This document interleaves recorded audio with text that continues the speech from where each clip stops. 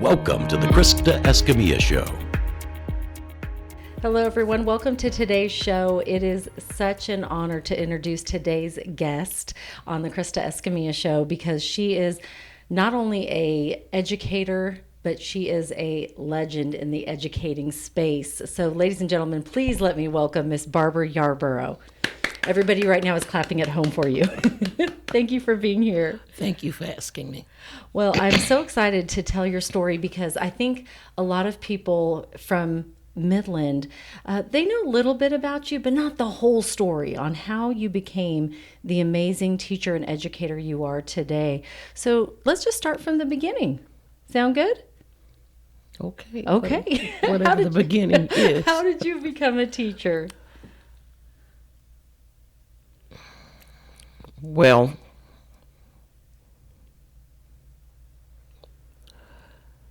I came to Midland in 1959. My art teacher, Athene Watson, was visiting in San Antonio 4th of July, that July 1959, and she met the principal of Carver Junior Senior High, Colored High School, called Mr. Thomas. He needed an art teacher. She said, I have just a person. Mm-hmm. I had not finished college. I was still in college. I was going to finish that August. So she said, well, you call him. You know, they ran your business and you did not. You were just not one of those people who said, I'm not doing that. Mm-hmm. I called. Everything was done on telephone. I had not come out here. I was working at Nielsen's Delicatessen in Houston. And the Nielsens had said to me, if you stay in school, you'll have all the money you need. Well, they said you would be making $4,000 a year. In retrospect, 40 or 50 years later, I sat down, I was making $4,000 a year cooking because I was making $52.50 a week, but I was in college. I was only working Tuesday, Thursday afternoons, and Saturday and Sunday full time. Well, I did sign the contract, and Fru Neely, bless her heart, she took the contract throughout the Highland Village in Houston and said, our black baby finished college. And she has a contract, and she hadn't finished college. Guess what? When she finishes, she's going to Midland and teach school. I caught the midnight special, $15. Mm-hmm. Had I come to Midland, I would not be here because I'm thinking 63 years ago, I thought I have died and gone straight to hell because when the bus driver pulled up and standing, it was a little storefront. You've seen the storefronts from old times. Yes. Well, that storefront was the bus stop, and the people lived, there was a gas station, and the owners lived above the store. Mm-hmm. He said, Stanton! I said, okay. I'm getting off this bus at the next stop. Counted my money, I had $15. I said, that will get me back to Houston. He got on the bus, Midland, next stop. I thought, I damn sure have got to get off this bus. I'm thinking, am I talking inside my talking head? In your head. Oh my gosh, the farther we came west, the worse it looked. Cause I wondered, what is the white stuff? It was caliche. Oh, wow. The lady that I was rooming with, see, they had made all the plans. They'd got me a room, and we shared, there were two of us in a room, mm-hmm. and we shared that room. One of my classmates, we had gone to high school and college together. And I thought, okay. But 62 years later, it was the best decision I made not to go back to Houston or not to go any place. I'm so glad you made that decision. Because I fell in love with Midland. And I had people saying in my family, why don't you come back home? I said, well, where am I coming to? I said, my parents are dead. My brother is gone. So who am I coming back to be with? It's just my cousins and my aunts. Mm-hmm. So I was a kid. I didn't have any place to go back to. So Midland became my place. Mm-hmm. my students welcomed me into their families. They introduced me to their parents, and their parents introduced me to the rest of the folk in their families. And it has been a thing where the children and I became family. I have one who has moved out of town, Christopher Blair Pepper, asked me one time, "Why do you always come on my job?" I said, "Didn't we say in the classroom that we were family for a lifetime?" He said, "We sure did. We sure did." And that. this has been our mantra. We were family at school. We were family away from school. We call one another. We don't ask why. We ask when. What do I need to do? And the family that God has blessed me with is that kind of family. And it's my former students and their parents and grandparents, uncles and aunts. Well, you are such a blessing to them as well. It goes both ways, because Yeah, I've seen you with your students, and from little to big, I've seen them and grown and having their own families. What do you think it is that about your teaching style that made you different and connect with those kids? Because it is so obvious when you walk into school how much they love you. I learned to respect them first. And if I respect them first and I receive them and I give them a smile, because in the morning when I greet them, there's one little girl, she comes up, she was crying. I said, "Get over here." And we got a hug. And I asked, "Are you bleeding?" I said, "Well, it's going to be all right. Aww. You're not bleeding." And I say goofy things like that. I have one in the morning. We do a fist bump, and I don't know what we're going to do, but I'll follow her ritual. And A little handshake. and elbows and booty bumps and that kind of stuff. I love it. What I learned is that when you accept them just like they are, they're people. I want to be accepted for me. Right. And I learned that from my kids. Don't try to put on airs with them. Don't lie to them. Tell them straight up. Because when you tell them straight up, they know you care. Yeah. And they said, "Well, I know you're going to tell me the truth because you know such and such a time." I said, "We don't want to talk about that. That's our past. But we learn from what happened." And I learned not to be punitive with children. You know how people will always say, "Well, you know, yesterday you did this, that, and the other." I mentioned to one teacher, I said, if God went to the bottom of your barrel every morning and he scooped up the stuff that only the two of you know about, he sprinkled it in your face, how would you feel? Whew. How would you feel? That's a good one. How would you feel? I said, that's what you do. I have one right now, and I'm thinking, every time something happens to you, they send you to me. I don't want that happening. When are you going to get a hold to your stuff? You get a hold, and I say your stuff, I said, because that's what it is. It is stuff. Yeah. Stuff that you need to throw away and not pick it up again because it's not doing you any good. It always gets you in trouble. And you take them, every day is a new day. Yes. And every day they start, or they come with a clean slate. You don't carry it over. As a teacher, you can't carry it over from the day before. Don't carry it over from day to day. The only thing you carry over from one day to the next is, hey, guess what? You know what you did yesterday in class? You busted everybody with that A or that 100, or you did a 95. Do it again. I love that. Do it again. You focus on the good. Right. Yeah. Why not? Yes.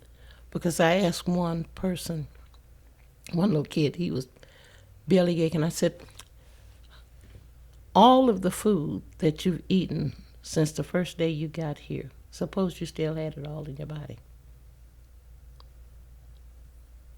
He looked at me. He said, I said, how big would you be?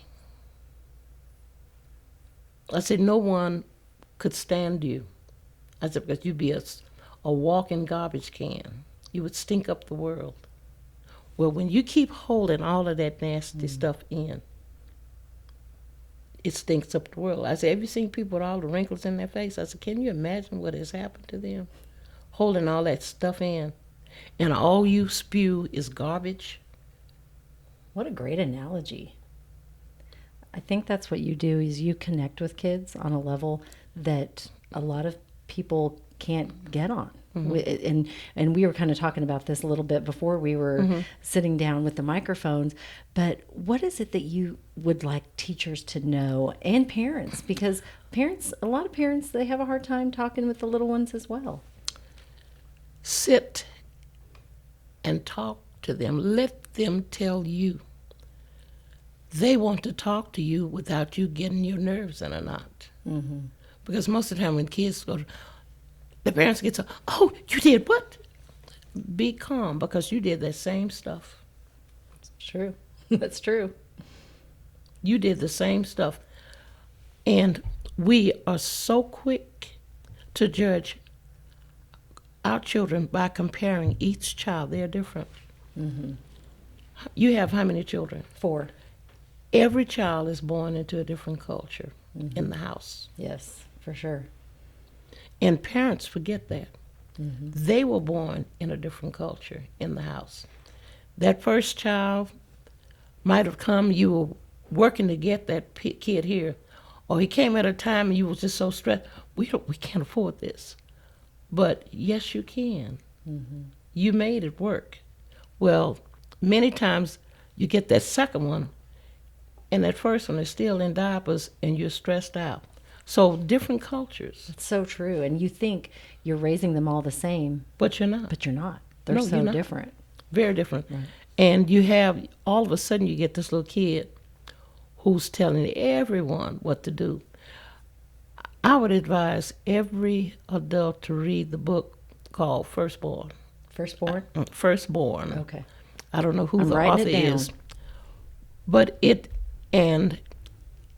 is so enlightening.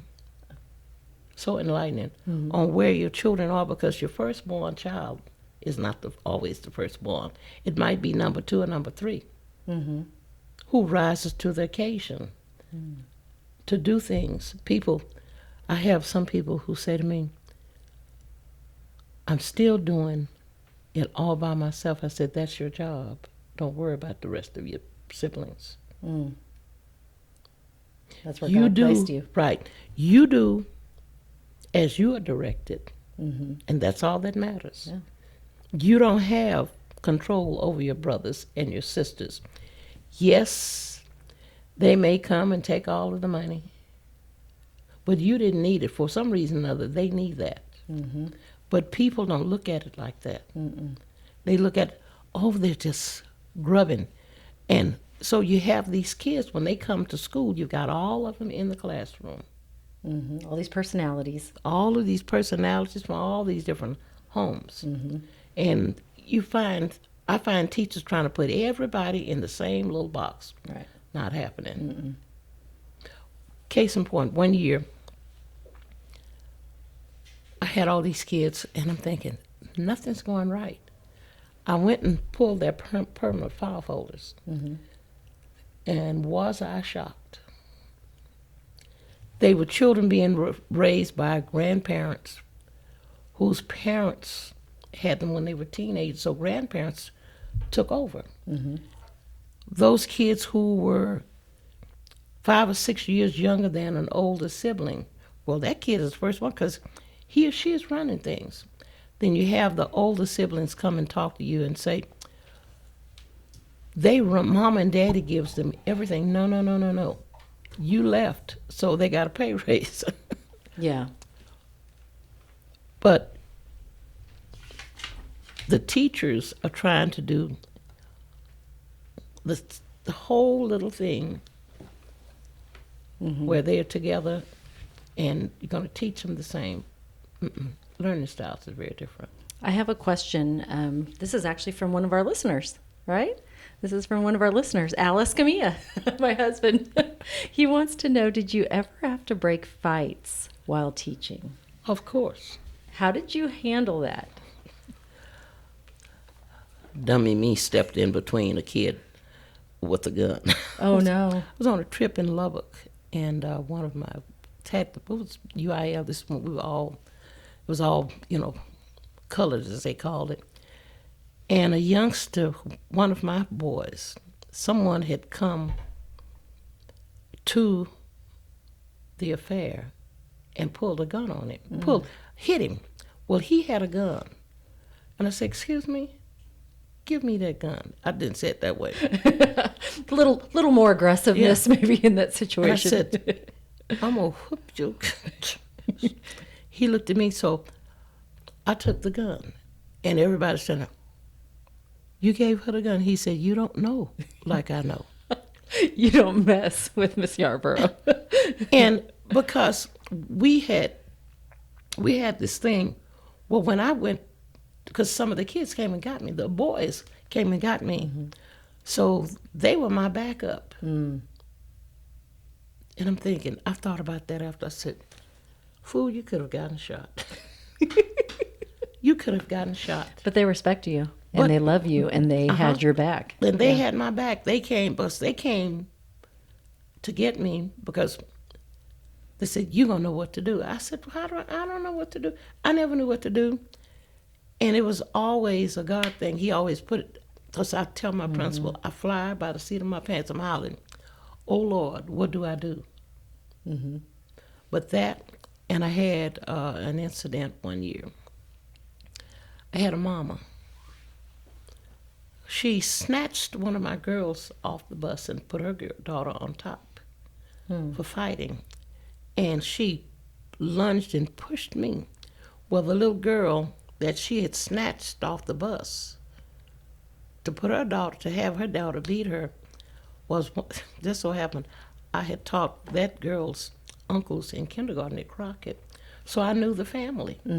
And I was at the South then. And her grandpa said, "Oh, you're going to teach my kids, my granddaughter." So it became a family thing. Right. And so the lady pushed me. Pushed you? And I was getting ready to knock her out. So she smarted off to me in Spanish. So I said, you going to be here tomorrow?" I said, "I'm whipping your ass tomorrow." Well, the kids heard what I said to her. We got out there that next afternoon, and all of the mamas in the neighborhood were there. "Yarbrough, we leave our children with you every day and go to work. We know they're okay with you. You can't whip that bitch's ass. We're going to whip that bitch's ass." One had some pipes. This is still during the days with the brown paper sacks. Yeah. She had 2 pipes in that sack under her arms. And all these other mamas were standing. "Now, we're fighting. You're not going to fight." And I'm thinking, I told them, "I can't stand you. I hate all of you because you wouldn't." That lady found out, and I had one of those toboggans in my car. And I walked around the school until I found a piece of cement that had all these rocks sticking out. The boys said, "Is that your pistol?" I said, "No." So I opened up this. "Oh, it's a rock." I said, "Yeah, it was a cemented rock." And when she saw me come out swinging this white toboggan, and because I was going to whop up right upside the head. You told her what you were going to do. I told her what I was going to do. And see, I was going to bust her in her breast, her titties first, then hit upside the head, because I know she's going to say, "Ow," then her head is next. And those mamas looked at me, and every evening for the rest of that year and the next 2 or 3 years, those mamas stood under the tree with me. Wow. On New Jersey. "You're not fighting, Yarbrough, because you have to take care of our children." And I'm thinking, I can't stand you. But fights, yes, I have broken up fights. But to me, that shows they had your back again. Yeah. It's all about the respect that you have for. And it has been. It has been. It really has been. What advice would you give to kids when they were fighting? What did you tell them? He who fights in the other man's camp loses. But you wait and you fight tomorrow your way. But you never go into the other man's camp to fight. So basically, don't start it. Don't start it. And if they want to start one with you, hey, the easiest thing to do is to fight. But the hardest thing to do is to walk away. So when I true. first went to South, we had the Preppies, the Earth Angels, Local 13, and the Kickers. They were always fighting. And I would walk with them all the way down the street. So Dr. Baresi called and let me know that I was not insured once I stepped off the curb. So they wouldn't stop fighting. So we had a lady named Miss Emma Rodriguez, who was our school crossing guard. She said, well, they won't stop fighting for you, and you're not invited to my house because I'm taking them to my house. She walked them down Dakota, across Big Springs. She lived 2 blocks across Big Springs. The next day, they told me, said, you know what? We're not going to fight him because Miss Rodriguez may come get us again. She sat in her chair, and she said, fight until I get tired. Wow. And they are adults now, and we laugh about that fight. Well, I could listen to you tell stories all day long. I wish we had like 5 hours to do this podcast. We have to do our quote of the day right now. So we're going to come back to some more stories in just a minute. But first, I love your wisdom on life, and I can't wait to see what card you pull. So just feel free to go on in and grab a quote. Let's see which one you got. Happy. Oh, you got the happy card. Yes, let's see what your quote is. There is no path to happiness. Happiness is the path. What does that mean to you? You can choose. It's a choice. It's a choice. You can walk around mad and being a sourpuss, and that no one will want to be around you. It's fact. Yeah. But you can choose to have a smile on your face. No one has to know that you're hurting. But when you talk to them, you don't know that they're hurting. So, hey, say something good. Right. Say something good. That's such good advice. Say something good. You can say, Yeah. hey, Thank you. always ask them, was it good? And because you're making a frown on your face, it's going to stay for a lifetime. I said, do you know it only takes 8 muscles to make a smile, but all that other stuff you frowned up, oh my gosh, you're going to look like a prune. That's right. So you might as well smile. So you may smile through it all. I told him, through it all, guess what? You don't have to take it and put it in your pocket. I asked a kid the other day, I said, you're walking around with all those frowns on your face. I said, do you need to go back to the hospital where you were born and ask them for that first diaper they took off of your butt? Maybe they freeze-dried it and they wiped off some instructions that you need to be able to read right now. He said, Miss, he said, that's crazy. I said, think about it. Think about it. There were some instructions you did not get, and maybe they're in that diaper. You're crazy. You're crazy. So the next time I saw him, he said, Hi. Hi. You learned quick. Yeah. Are you all right? I'm fine. I'm fine. I love it. I love it. But see, we worry about what you think of me. Is what I think of you that matters. Because I don't have any control over your thoughts, but I control my thoughts. That's so true. And we can all be a prune, but how does a prune look? Like this. So put a smile on your face and be happy. I love it. That's my motto. Be happy. Do you have a favorite quote you live by? You don't want to know it. I do want to know it. It's not what I think, what I think you think of me, but it's what I think of you that matters. And my uncle, I always remember something that I was told. That my uncle told me. He said, you remember one thing, and I remember it every day. I'm always entertaining God's angels. Always. I love that. So be kind with your words and actions, because when you say a kind word to them, you just said a kind word to yourself.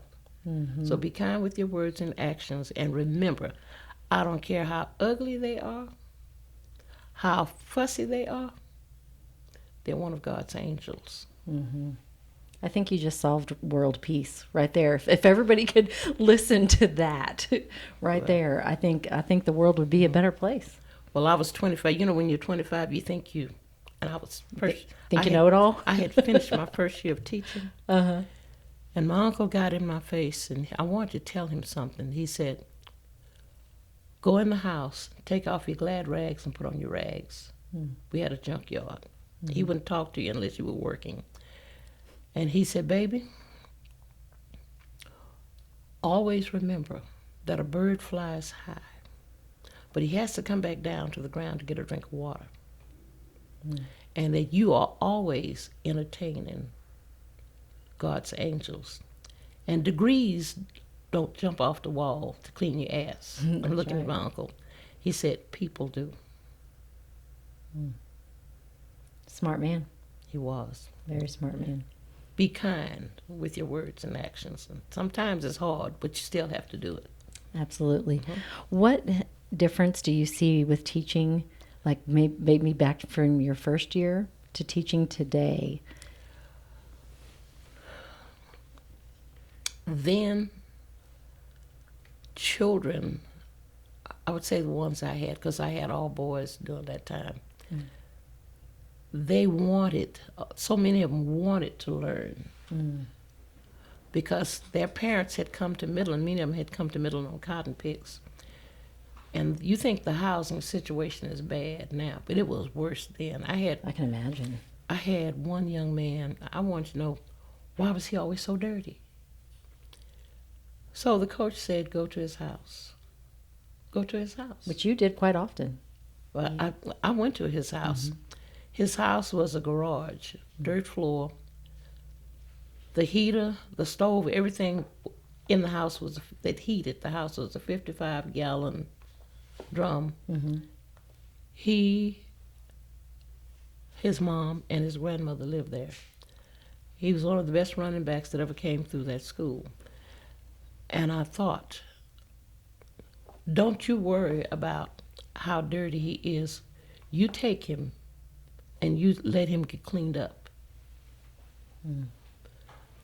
I learned, you see something as a teacher, do something. Don't wonder why his mom is not doing it. They may not have anything. Right. Don't and judge. Don't judge them. You get that kid in a place where he can take care of himself. Because you don't know which one is going to be clean your butt when you can't do it yourself. That's true. You don't know which one is going to be the doctor, the lawyer, or the Indian chief. I've been in those positions. I have the last time I was in the hospital, a young lady walked in. I said, hey, Zan, how are you doing? She said, hello, Miss Yarbrough. I'll be waking you up. I thought, yes, she can read. I know she can read. Because I taught her. I know she can read. And this is what you want to see. When they walk up on you, you think, oh, yes, I know. Oh, you have impacted thousands of children through the years. Is there one story in particular that has impacted you the most? There's so many. I bet. I have one young man. He texted me back in January or February. He's an attorney in Houston, in Katy, Texas. I'm going to be the commencement speaker at McMurray. I need you there. And I'm thinking, well, I thought about knocking him out so many times. But I call him and I tell him what I want him to do. And he comes. He never says what I can't do. He shows up. He was recognized, a few years back, 2018, outstanding graduate. Well, I showed up, and he told everybody, this is my 6th grade teacher, my 5th grade art teacher, and she's more like my mama. I'm thinking, I didn't know. You don't know. You don't know the impact you're making on it. You don't know. Till you hear that years later. Yeah. I have one who lives in Pennsylvania. He was never in my class, but he's my student. I feel like we're all your students. I mean, I really do, especially today. Like, we are all your students. He calls, and he'll come. I just want to check on you. I just want to check on you. And to me, that is so special. And they call me, my phone, all the numbers in my phone are my former students. My son is even one of my former students. And they will call and check on me. Are you still raising hell with everybody? I said, you need to shut up and stay out of my business. So the answer is yes. Yes. So the answer is yes. And to me, that is so special. Yes. Because they check on you. Yes. I love that. And I check on them. And they're all over. Yeah. And if they don't check on me, their parents would say, so-and-so said to tell you to be good and to behave yourself and stop acting crazy. I love it. And it's about, why when Al comes in the class, I don't say, and I don't do him like that and say, excuse me. Right. And I said, what you smiling about? I see your teeth. Stuff, goofy stuff. Right. And they like for you to be goofy with them. They do. Miss Yarbrough, you have just recently won an award, the LifeChanger Award, and we're out of time, and I don't even want to wrap things up, but I know we have to. But I first of all just want to congratulate you on the LifeChanger Award, because I cannot think of an educator. You have a school named after you. You have impacted just thousands of lives. But this award, what did this award mean to you? Because to me, you are a life changer. Humbling. Truly humbling. And I looked, when they asked that same question, I said, humbling. I said, do you know it would not have been, had it not been for the students and their parents. I said, and God first, I said, he put us all together. Put us all together. Because when those kids come in your classroom, you just don't know. And a lot of times, I have one, I keep in touch with him. He's in Cuba. And he sent me a message. He said, the little South Side kids, people didn't think they were worth a shit. But you thought we were worth shit. I said, you were. You believed in him. You believed in him. I said, you were. Why not? Why not? Why not? Couldn't Why not look past the hurt and find the person? To tell you this, Miss Autumn Mickey Huckabee did that for me. She was that person for you. She was that person for me. And I think you have so beautifully paid it forward to so many through the years. And you mentioned earlier that God put you in with your students. I can tell you that each and every one of your students is so blessed that God put you in their lives. So congratulations on an amazing, thank you so amazing very much. Career and an amazing life, because I can see the blessings pour out of you. I can, just by your words and by how you share and how you give back to our community. We are all blessed by you too. So thank you for being with us today. And thank you. I always wrap up our show by asking about a nonprofit organization that we can donate on behalf of the Krista Escamilla Show to. Do you have a nonprofit that you would like us to give this donation to? Midland County Child Welfare Board. You got it. Writing it down right now. Midland County Child Welfare Board. Child Welfare Board. That's where we will send it to on your behalf. Thank you so much. Thank you. In 10 seconds or less, what would you say right now? Look into that camera and tell a kid that is struggling, what would you tell them, or a parent that's struggling, on how they can do better? It is not where you are. It's about where you're going. And you stop.